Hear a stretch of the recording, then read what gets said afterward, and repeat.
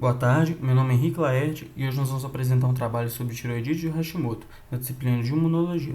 Meu grupo é composto por mim, Gabriel Abud, Guilherme Castelo, João Gabriel Leal, João Gabriel Arruda e João Vitor Brescia. Nós somos acadêmicos de medicina da Faculdade de Ciências Médicas de Minas Gerais. Bom, em relação à tireoidite de Hashimoto, ela é uma doença autoimune em que há inflamação e destruição progressiva da glândula tireoide, que causa a diminuição dos seus hormônios, T3 e T4.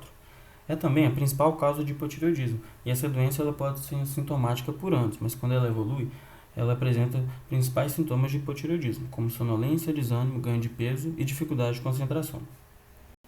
Em relação aos aspectos imunológicos, é importante ressaltar que fatores genéticos e ambientais têm influência na expressão da doença. O mecanismo de iniciação e progressão da doença não está totalmente esclarecido na literatura, mas existem algumas hipóteses. A proinfecção ocorre através do mimetismo molecular, que se dá quando o antígeno de alguma infecção é muito parecido estruturalmente com moléculas do próprio corpo. Com isso, após a infecção, as células imunológicas de memória atacam esses locais do próprio organismo, nesse caso a tireoide, induzindo assim uma resposta imunológica autoimune. Em relação à hipótese da indução de antígenos MHC, MHC são moléculas que fazem a apresentação e reconhecimento de antígenos no nosso corpo. Nesse caso, existe a estimulação da produção de citocinas, que são substâncias que aumentam as reações inflamatórias e que induzem expressões de sinalizadores de antígenos em células que não participam do sistema imunológico e em células que isso não deveria acontecer, no caso da tireoide, ocorrendo assim a resposta autoimune. Além disso, as células T podem ser ativadas, as células T que têm papel importante na defesa do organismo e que combatem células infectadas, os que acabam atacando a própria tireoide. Existe também a capacidade da produção de anticorpos anti-TPO, que são anticorpos que atacam a peroxidase tireoidiana, uma importante enzima que possui papel na produção dos seus hormônios. Esse anticorpo causa toxicidade à tireoide e inibe a ação dessa enzima. Em relação à apoptose, que seria a morte celular programada normal no organismo, nesse caso ocorre a ativação de sinais e reações inflamatórias que desequilibram esse mecanismo. Já em relação às células T, alguns perfis dessas células produzem substâncias que estimulam a produção de anticorpos. Em relação à incidência populacional, sua incidência é de 0,3 a 1,5 casos por 1.000 pessoas ao ano. No Brasil, são diagnosticados mais de 150 mil casos por ano e a doença predomina em mulheres e com a faixa etária principalmente de entre 30 e 50 anos.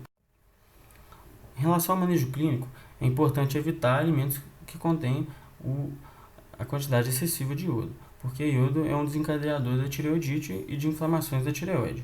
Alimentos enlatados, peixes, mariscos também devem ser evitados. Clinicamente, um dos sinais do hipotireoidismo é o bócio, que ocorre a hiperplasia e hipertrofia da glândula tireoide pelos desequilíbrios hormonais.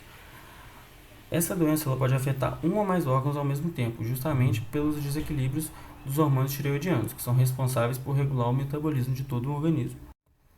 O diagnóstico deve ser feito precocemente, deve-se avaliar a dosagem de hormônios como TSH, T3 e T4, mais anticorpos, como o anti-TPO já abordado e o anti-TG, que é a antitireoglobulina, em que há uma globulina presente na tireoide.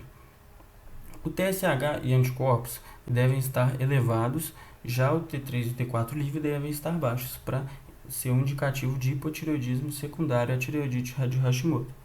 A ultrassonografia também facilita o diagnóstico, por visualização das células tireoidianas, sua forma e consistência.